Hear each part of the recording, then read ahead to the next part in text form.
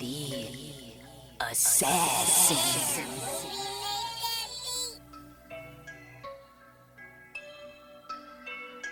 You know I break necks, call me Jack Tate. I have no regrets while your life is fading. I'm a crazy fuck equivalent to Satan. When I'm behind the mic, I feel like the greatest. You know I break necks, call me Jack Tate. I have no regrets while your life is fading.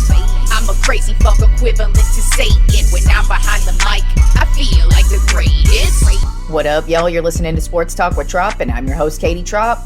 Well, before we get into things, I would just like to shout out everybody who's been listening to me for this entire year so far. But also, I did notice my numbers over the holiday weekend. It looked like I had some binge listeners, binging a bunch of episodes. So shout out to y'all. If you're a new listener, well, welcome and thank you for listening. I would say reach out to me and let me know what you think. But unfortunately for you, I could give zero fucks about anybody's opinion. So don't bother voicing them to me. All right, so let's get into week 12 of the NFL, which was just, oh man, another roller coaster weekend for the NFL. It's just one of the great things about football is that it's just ever changing, and every single week something new is going on. It's also just crazy, too, because it just goes to show how much it matters if you have even just a halfway decent quarterback leading your team, especially if you have a leader as your quarterback. I mean, that's always a positive. And just because, I mean, this weekend it showed. But, I mean, it's been quarterbacks have been up and down, and just the quarterback carousel has just been spinning from free agency all the way till now. It seems like every single week we have a new guy starting, we have a new guy getting injured, we have a new guy getting benched, we have a new guy getting called out. So it was yet another crazy weekend in the NFL. And let's get started with a very weird game, but I guess that's what you can expect from both of these teams, I guess. So let's get started with the Tampa Bay Buccaneers at the Cleveland Browns. This game ended up going into overtime, which was very shocking to me because I did not expect this to be a close game whatsoever. But it's just becoming more and more apparent that the Buccaneers are just not a very good team. I mean, offensively, they're very stagnant. They have their moments, but then they have their lulls. And then on the defensive side, it's the same thing. But they just get beat really bad, sometimes in coverage, and then it's really difficult for them to stop the run. They used to be a very hard-headed, grindstone type defense. They were just a really tough defense, and now they're looking pretty soft. And I mean, really, other than Tom Brady, they pretty much don't have much going on for them. And it showed yesterday because the Browns, not a very good team either. This was Jacoby Brissett's last game as the starter for the Cleveland Browns, at least for now, because Deshaun Watson will be starting next week. He'll be coming off of his suspension from, dangling dicks on people who didn't want it. But they just played a really good game defensively. They just rolled through Nick Chubb like they always should. Nick Chubb had 26 carries, 116 yards, and a touchdown. But like I said, man, this was actually really the Browns probably dominated this game for the majority of it. It was kind of close in the first half. And then the Browns kind of started to run away with it once the fourth quarter hit. And then in overtime, it unfortunately looked like we were going to have a tie. But then the Browns were able to put together a really solid drive. The Buccaneers left Amari Cooper just wide ass open. He was able to catch a huge pass, get them in field goal range, and then the Browns would go on to win 23-17. I'm sorry, they didn't get in field goal range. It was actually Nick Chubb who ran that overtime touchdown in. But that was all set up by this big, wide open Amari Cooper pass. Tom Brady didn't have a terrible day. He went 29 for 43, 246 yards, 2 touchdowns. Chris Godwin had a good day as well, 12 receptions, 110 yards, and 1 touchdown. It's just the Buccaneers just don't look good at all. They do not look like a championship-level team. Chances are they're going to make the playoffs just because their division is so awful. I mean, really, do you really think the Falcons, the Panthers, who's there? Or the Saints. That's how bad they are. Is I just forgot who's in their division. But I don't really see any one of those three teams being able to win the division over the Bucks. But shit, man. The Bucks are just not a good team, and once they hit the playoffs, they're going to be one and done if they don't see some type of improvement here. But I don't know where. In Week 12, usually improvement doesn't happen. You pretty much are what you are by Week 12, and while the playoffs are still up for grabs, and you can have magic little winning streaks here and there, I don't really see the Bucks hitting their stride anytime soon. All right, moving on to the Cincinnati Bengals at the Tennessee Titans. This was a very good game. It was back and forth from start to finish. I mean, going into halftime, it was tied at 10. And then it just was basically just, Joe Burrow, it's just crazy how good this guy is getting. And the Bengals are actually kind of looking similar to how they finished the end of last season on their Super Bowl run, where they are now on a 4-game winning streak. They did beat the Titans in Tennessee 20-16, and it was a battle all the way through, but the Bengals were just able to get the better of the Titans. And I mean, really, the Titans didn't have a bad game. It was really just the Bengals were just able to put it together offensively, and the Titans just made some really dumb mental mistakes, especially in the fourth quarter with some stupid penalties. But really, overall, I mean, the Bengals just look really good. I mean, P. Ryan, he made some big plays. He had 17 carries, 58 yards, and a touchdown. Then also T. Higgins, who's just really stepped up since Jamar Chase's injury. He had 7 receptions, 114 yards, and a touchdown. And he really made the game-winning touchdown, basically. So the Bengals looking really solid right now at 7-4. Titans, tough loss, but I mean, they're still 7-4, and they're also in a shitty-ass division, so they should easily move on to the playoffs. Then the Houston Texans at the Miami Dolphins went as expected. The Dolphins absolutely stomped the Texans 30-15. By the way, those 30 points were scored in the first half by the Dolphins. So, the Texans really weren't trying too hard yesterday. Tua Tagovailoa went 22 for 36, 299 yards and a touchdown.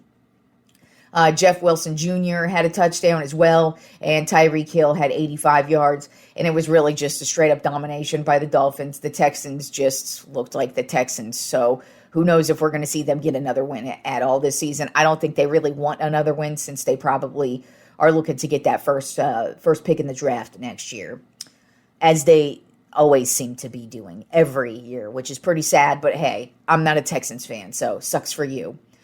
Then the Chicago Bears were at the New York Jets, which was a very surprising game. The Jets dominated the Bears 31-10. Now, Justin Fields did not play at all due to that shoulder injury. And then Mike White took over as the starting quarterback. And we'll just say that dude, I'm pretty sure he's going to be the starting quarterback for the rest of the season. I don't know if Zach Wilson's lost his job for the future, for speaking on like next year. But if Mike White continues to play the way he did yesterday, and if he happens to get the Jets into the playoffs, I don't see how they can sit this guy, especially with the day he had yesterday. He went 22 for 28, 315 yards and 3 touchdowns. And his receiver of choice was Wilson, 5 receptions, 95 yards and 2 touchdowns. And it was just a crazy day. You could really actually see the spark that he provided, not just on the offensive side of the ball, but you could just tell defensively they were ready to go, and that the Jets team as a whole really rallied around Mike White. So I expect to see him definitely starting the next couple of games. And unless he has like just an absolutely atrocious game, I'm pretty much expecting this dude to start for the rest of the season. And with that being said, I mean, that's good for them because they do have potential of making the playoffs. And if they want to make the playoffs, I would just keep Mike White in because he provided a huge spark. Whereas Zach Wilson, we don't know what we're going to get from that dude at this point. And he's probably definitely lost some confidence now being benched, and it doesn't really feel like the team is rallying around him anyways. So I just say you keep riding with Mike White and see where that takes you. Then the Atlanta Falcons were at the Washington Commanders.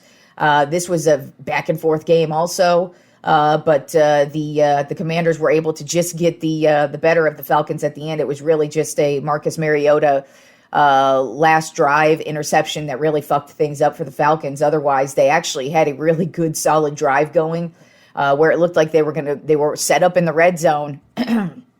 But unfortunately, Mariota, he ended up throwing it tipped ball, got tipped in the air, and then of course it was intercepted.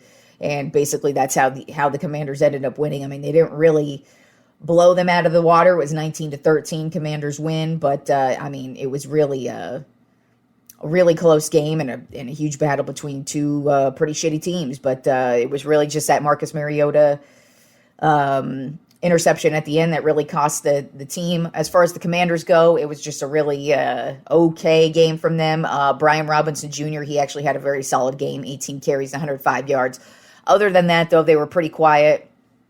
And while they are a team playing for a potential playoff spot, even if they make the playoffs, I don't really think the Commanders are a good team at all.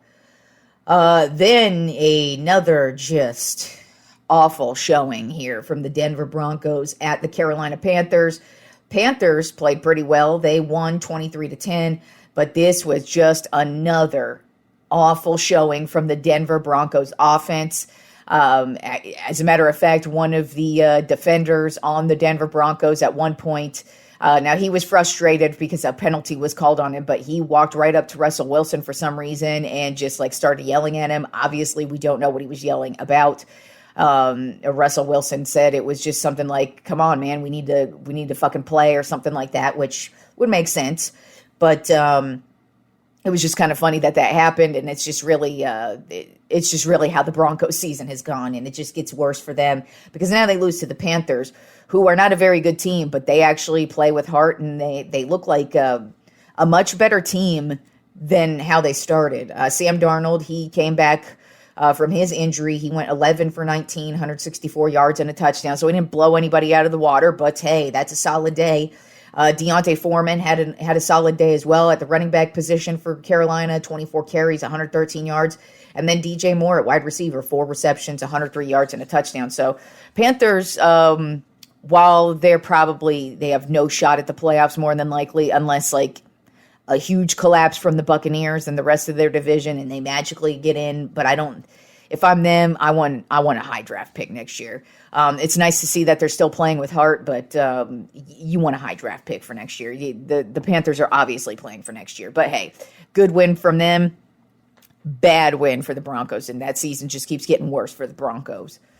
Then another weird game. Baltimore Ravens at the Jacksonville Jaguars.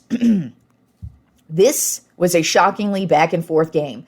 I did not expect to see this. It was a very, the Ravens have been so anemic on the offensive side of the ball. It's just insane to watch.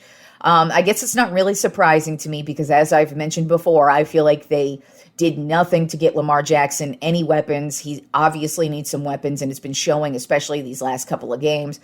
They're lucky if they can even score. And the turnovers have become an issue as well. And then their defense is just letting them down every single second half of the game. I don't know what it is. I don't know if it's coaching. But every game, it feels like the Ravens blow the lead in the second half. And then here we are. And the Jaguars actually ended up getting the win 28-27 on a gutsy calls as well. I mean, this was a really solid, I would call this probably Trevor Lawrence's, he had a pretty solid game earlier in the season, but this was probably his best game he's ever had of his NFL career so far, just because, they had to stay in the game the whole way. But also at the end of the game, the Jaguars went for the jugular. And this is when, for once, going for the 2-point conversion wasn't stupid because they were going with the flow of the game. And you could tell that they basically had the Ravens by the balls, and they just really wanted to slit their throats right there at the end, and that's exactly what they did because they scored the touchdown, and they could have just tied it with an extra point, but instead they went for the 2-point conversion and converted on it, and ended up walking away with the win. Now the Ravens did end up getting in kind of field goal range for Justin Tucker. He is probably the best kicker in the league. He's got an excellent leg, but it was a 67-yard field goal. It looked like it was well on its way to being good, but then it just fell about probably like 4 yards, maybe 3 yards short. So not too short. If anybody could do it, Tucker can, but he did not get the job done yesterday. And Trevor Lawrence, he went 29 for 37, 321 yards, and 3 touchdowns. And he just kept throwing the ball over to Zay Jones yesterday. He had 145 yards receiving. And then Marvin Jones Jr. was basically who helped not only grab the game-winning touchdown, but he also converted the 2-point conversion as well. So it was just a big day for Trevor Lawrence. It was a big day for the Jaguars. I kind of feel like this is a turning point for them as a team. I feel like this is a game that shows that they have what it takes. Now, when I say that this is a building block for them and the turning point for them, I don't mean for this season. I'm meaning for the future. So it might fuel them for a little run here towards the end. And, hey, maybe they'll get a wild card spot or maybe even win their division, because their division is not a solid lock. I mean, the Jags are 4-7, so it's more than likely the Titans have this division locked up. But who knows what's going to happen here. But I kind of feel like this type of game is more to build off of for next year, and just to show that this is what they have, that Trevor Lawrence actually is a legit quarterback. But then it's funny because this is the exact opposite for the Ravens. I kind of feel like right now, week 12 is not when you want to have a game like that, especially when the Ravens are a far superior team to the Jaguars. I mean, the Ravens are 7-4, Jaguars are 4-7. I mean, that just says it all right there. Ravens, legit playoff contender, whereas the Jaguars may luck out and be a wild card contender. But both teams are headed in the opposite direction after this one. I kind of feel like the Ravens better watch out, because the Bengals are on fire right now, and they could actually lose grasp of that division lead here. And especially when you lose games like this. So not a good game for the Ravens. Great game, though, for the Jaguars. Then the Los Angeles Chargers were at the Arizona Cardinals. This was another great game. It was back and forth the entire way. Kyler Murray did come back this week, but he apparently did not stop the bleeding from his vagina, because they did lose 25-24. This was another game where the Chargers went for the jugular with a 2-point conversion on their game-winning touchdown. They drove it down the field, scored the touchdown, could have gone for the field goal, but they also felt the flow of the game, converted on the 2-point conversion, got the win 25-24. But of course, what I'm meaning with Kyler Murray is that after the game, he was, during his press conference, he basically blamed the scheming and basically blamed the coaching staff for the issue, of course, because, Kyler Murray never takes responsibility for anything, and he's always just bleeding from his fucking vagina. Dude is like the biggest twat in the NFL. I mean, if you were to look up the definition of twat in the dictionary right now, you will see a picture of Kyler Murray, because that is all he is. Whereas Justin Herbert is a bad motherfucker and had one hell of a day yesterday. He went 35 for 47, 274 yards, and 3 touchdowns. He just was on fire. He just could not be stopped. And the Chargers looked really good, and they really needed a win like this, whereas the Cardinals are in the complete opposite direction. And you could tell, but even on the field, Kyler Murray is just not in sync really with anybody on his team. They just keep getting into fights with each other, and it's just ridiculous to see what you're seeing from the Cardinals. But it's also hilarious at the same exact time. But Chargers walk away with a big win, 25-24. Then what I would call definitely by far the game of the day, Las Vegas Raiders at the Seattle Seahawks. Talk about back and forth. That was this game. Holy shit, went into overtime. And it was so crazy because it was just back and forth every quarter. And it was just like, who's gonna stop who? And then of course, the Raiders were able to drive down the field in the fourth quarter, score a touchdown, tie everything up, go into overtime. Both teams get a possession, fail on each possession, and then it's just like looking like what's going to happen here. Raiders get the ball, run a couple of plays, And then they do what I feel like they've always needed to do, and that is hand the ball off to Josh Jacobs. In overtime, Josh Jacobs runs for a 66-yard game-winning walk-off overtime touchdown. Just an amazing run by him, but that just capped off an amazing day just for Jacobs overall. 33 carries, 229 yards, and 2 touchdowns. But that 229 yards only counts as rushing yards. He also had more in receiving yards as well, and his overall total yesterday of yards was about 303 yards. So dude was on fire yesterday. I always feel like the Raiders, if they just get Josh Jacobs involved, then they should win the game, because he's just a very solid running back, and he just provides such a spark and he's just very shifty and very difficult to catch, but he's also fast as hell. So he just had a great game, and just that type of walk-off win, it doesn't usually happen, and it was awesome to see, especially because it was in Seattle, which is a difficult place to play. I mean, Geno Smith was on 27 for 37, 328 yards and 2 touchdowns, so he had a great day. Just overall, man, it was just back and forth, and it was whoever had the ball last was the winner, and that ended up being the Raiders. They really needed that win, because basically every game this season has been like this for the Raiders, and they've been on the opposite side of things for the majority of the time, and so to see them win like that probably felt really good for them, even though they're probably not going to make the playoffs, but still a big win for them.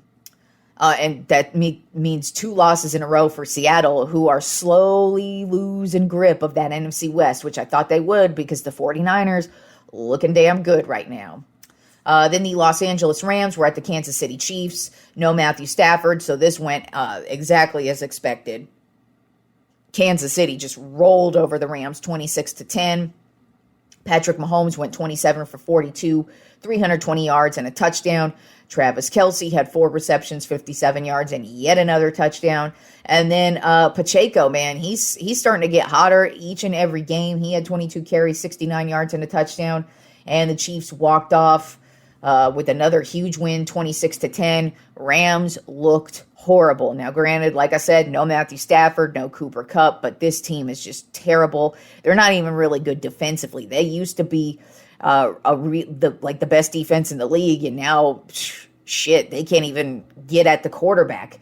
So yeah, another big game for the Chiefs. And also, I would like to point out, I'd say the last 3-4 games that the Chiefs have played, Patrick Mahomes has started to get running again. That's another element that the Chiefs have added to their already insane offensive playbook. So defenses need to start watching out for that, because Mahomes, he's always been shifty and he's always had the ability to run, but he kind of stepped away from it, especially a couple years ago when he dislocated his kneecap. The Chiefs kind of, started to reel him in and not let him run around as much. But I could tell this year he's been running a lot, and he's been getting a lot of yardage and a lot, not just first downs, but like big first downs where he's getting like 20, 25 yards plus on each run. So it looks like Mahomes is adding that element back into his game, and defenses really need to watch out because the Chiefs are rolling. They're 9-2 right now on the season. So, and the rest of their schedule is actually pretty easy. So it's actually going to be shocking to see if the Chiefs are even able to lose another game in the rest of the regular season. Then the New Orleans Saints were at the San Francisco 49ers. This was just a defensive battle through and through. Niners got the win 13-0. I mean, offensively, Niners didn't look that great either, but that doesn't matter. Their defense is just killing it. As a matter of fact, their defense has not allowed a second half point at all. Nobody has scored on them in the second half in the last 4 games. So they are just really holding it down. And that's what you need to do. So the second half is, if you win the second half, chances are you win that game. And defensively, they held it down. They had quite a few turnovers yesterday, some big turnovers too. They even had Alvin Kamara looked like he was about to score a touchdown, and boom, knocked the ball out, fumbled right near the goal line, and the Niners were able to pick it up and just get the ball back. And that's just really what their defense did all day yesterday. So they're making even really solid players like Kamara. I mean, Kamara is one of the best running backs in the league. He's not usually known for fumbling, especially near the goal line. And they made him look like a chump yesterday. But I mean, very solid day from Garoppolo, 26 for 37, 222 yards and a touchdown. But it was all about that Niners defense, that's for damn sure. Then the Sunday night football game, the Green Bay Packers at the Philadelphia Eagles. I'd say the Eagles dominated this game for the most part. It actually was a close game in the first half, but the Eagles just started to run away with it in the second half, literally run away with it. I mean, on the ground last night, I mean, Jalen Hurts, while I would lean towards Mahomes as the MVP, Jalen Hurts is like right there. If you're like grading it on a point scale, he's like half a point behind Mahomes, in my opinion. I mean, last night he went 16 for 28, 153 yards and 2 touchdowns. That's passing. But then on the ground, 17 carries and 157 yards. The dude was trucking it last night. And the Eagles did end up getting the win 40-33. Unfortunately for the Packers, Aaron Rodgers already has a broken thumb right now on his throwing hand, which obviously has been a problem for him. He just admitted it this week that he's had this issue since week 5 against the Giants. But then last night he took a shot to the ribs, and they don't know if he's broke a rib or not. He may or may not play this week, but you could tell it was really bugging him. They did have a chance to make a run there towards the end, but you could just tell that injury was really starting to kill him. Jordan Love did end up having to come into game. He did end up scoring a touchdown, which was very shocking, but Jordan Love is not a good quarterback. He's a very vanilla quarterback. You can already tell that he's just not good at all, and so I kind of expected a flat line as soon as the Packers went out, but they were able to score 10 points with him out there, so good for him, for them. And then Watson, the receiver, he had yet another solid game, 4 receptions, 110 yards and a touchdown. So while the Packers all season have been trying to find a wide receiver, a number one guy, it looks like Watson every game seems to be creeping up as their number one receiver, but looks like the Packers season is just floundering down the drain every single week. And now with this Aaron Rodgers injury, that's just a bigger blow to that team. All right, and then tonight's Monday Night Football matchup is the Pittsburgh Steelers at the Indianapolis Colts. Right now, the Colts are a 2.5-point favorite. I kind of expect this to be a pretty ugly game between both these teams. They're not really good. They both have the capabilities to score some points. I mean, defensively, both of them are really good on the defensive side of ball. They both have good ground attacks. It's just outside of that, they just can't really score a lot of points. They're both very vanilla, boring-ass teams. So I wouldn't be shocked if this was a low-scoring game.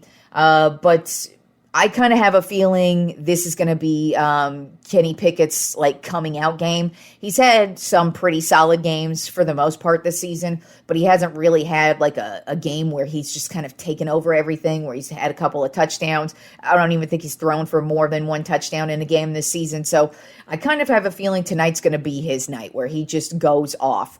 And the Colts, they just don't look really good. You don't know what you're going to get from, I mean, you really don't know what you're going to get from either team, but I just kind of feel like this is going to be one of those nights where the Steelers just end up getting the win. And the Steelers getting the win 24-14. And then just another NFL note, which I found very interesting, was the most watched regular season game happened this season, and it just happened on Thanksgiving Day. That was the matchup between the New York Giants at the Dallas Cowboys.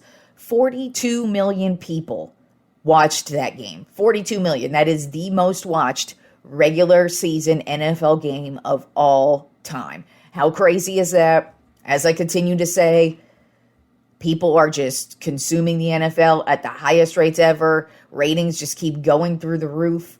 And I know everybody's pretty much at home on Thanksgiving, so yeah, 42 million, but still, 42 fucking million people watched that game. 42 million people got to watch my Dallas Cowboys kick the shit out of the New York Giants, so that was pretty awesome. All right, so now moving on to the NBA, or my top 10 NBA power rankings for this week. It does not change at the top spot.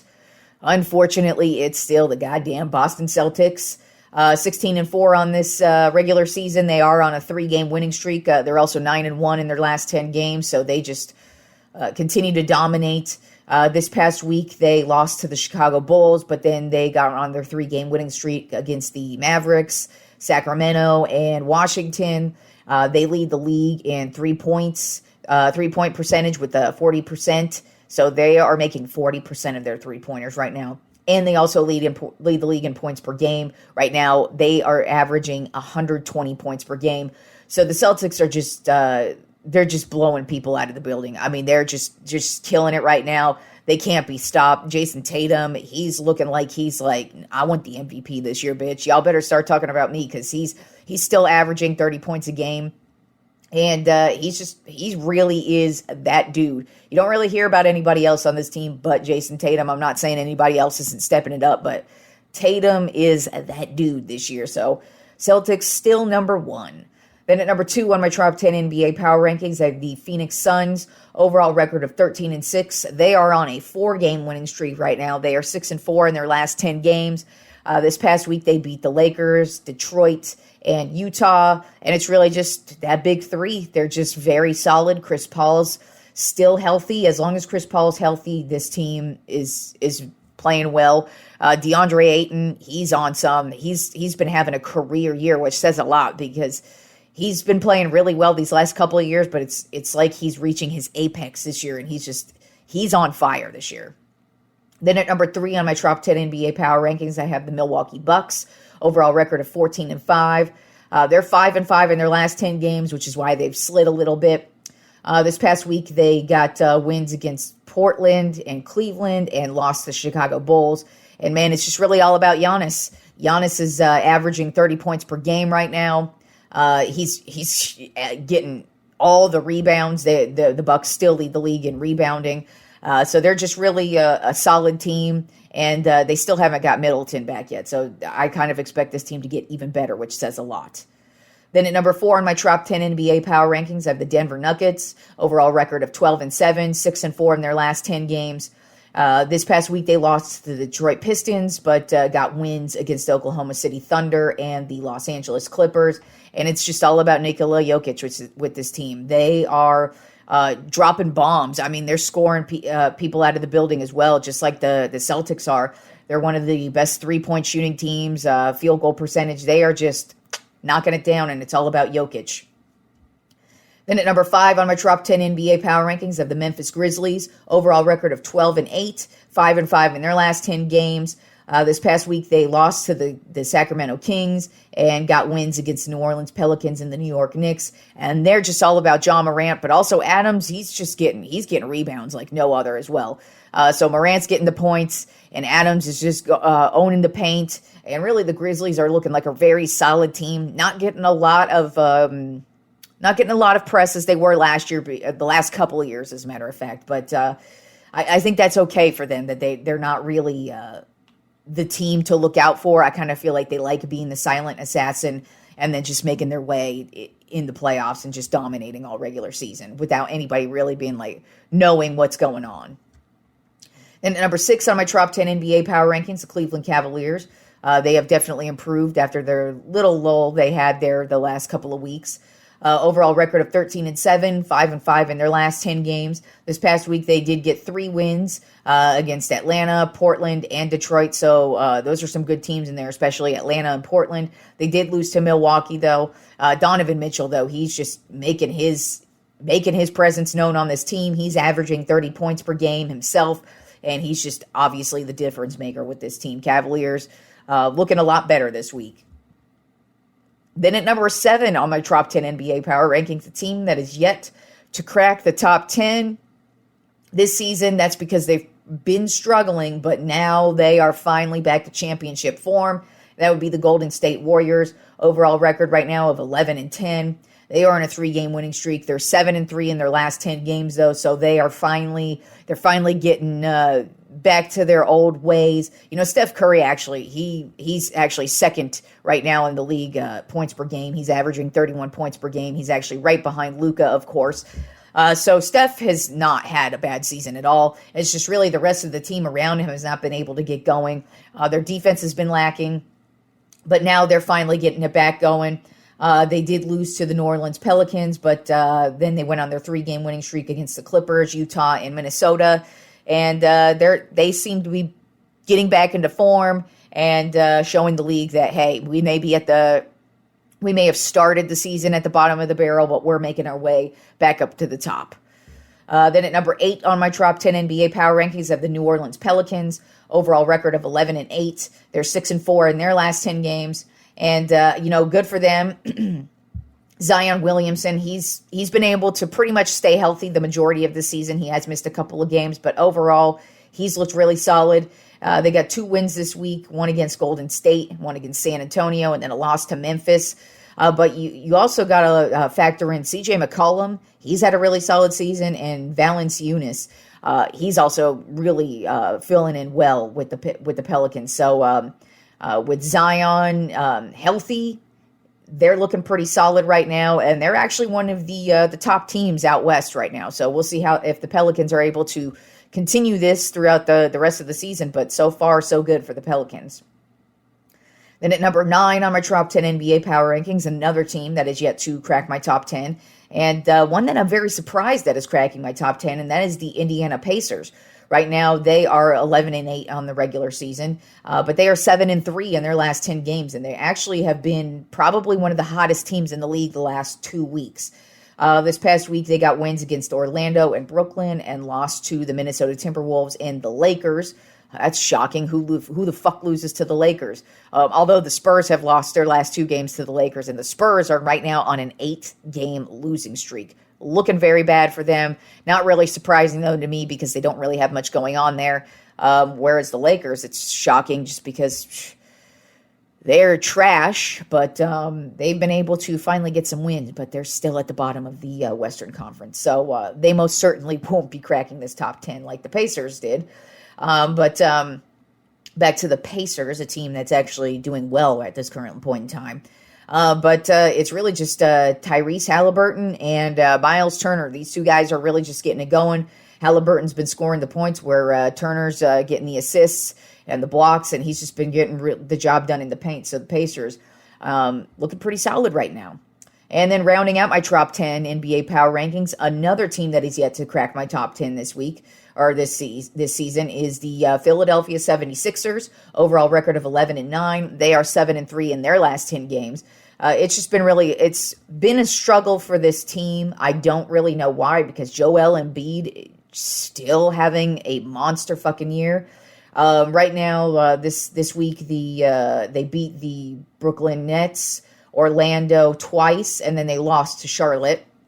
But back to Embiid, he's averaging 32.3 points per game on the season and 10 rebounds as well per game. So he's averaging a double-double per game, and he's really just dominating at every end of the court. He's still continuing his defensive dominance. He's just really the driving force. It's just, for some reason, this team just can't really put it together. James Harden, he's had his injury issues already this season, so it's been kind of a struggle for the 76ers, but they seem to be putting it together now, and they are rounding out the top 10. Then turning over to the college basketball top 10 this week, the coaches' top 10. A few shakeups here because North Carolina lost 2 games in a row, so they tumbled completely out of the top 10. So this week we have a new number 1, and that would be Houston. They are 6-0. But at number 2, y'all, we have my Texas Longhorns. Hook 'em horns, motherfuckers. Our basketball team is killing it right now. We are 5-0, and we are the second-ranked team in college basketball. Loving it. Big test this week on Thursday. We play Creighton, who is actually ranked 7th. On the season. So we've already beat Gonzaga already on the season. So if we beat Creighton and Gonzaga, I don't know, y'all. You might see the Texas Longhorns at number 1 next week if they're able to get this win over Creighton. But they got to get the win first. I'm not trying to get over myself there, but the Longhorns looking damn good in basketball right now. Then at number 3, Virginia, they're 5-0. Number 4, Arizona, they're 6-0. Number 5, Purdue, they're 6-0. Number 6, Baylor, they're 5-1. Number 7, Creighton, they're 6-1. Number 8, UConn, they're 8-0. Nice to see UConn back back in college basketball, playing well again. I mean, it feels like it's been forever since we've seen UConn even be a competitive team, let alone a ranked team in years. So congrats to them. Then at number 9, Kansas is 6-1, and then rounding out the college basketball top 10 this week, Indiana at 6-0. All right, y'all. Enjoy the rest of the week of sports, and I will talk to you fools on Wednesday.